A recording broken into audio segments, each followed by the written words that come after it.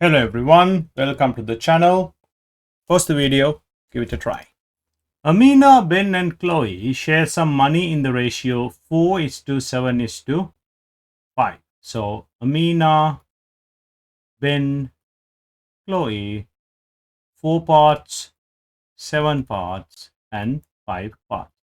The difference between the amount of money that Ben receives and Chloe receives is 96 euros.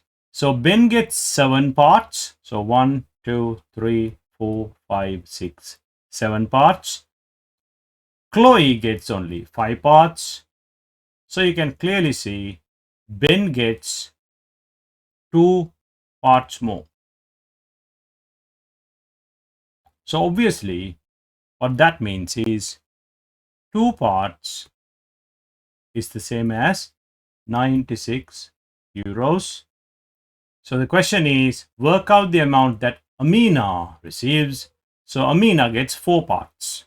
So if 2 parts is 96, 4 parts would simply be double 96.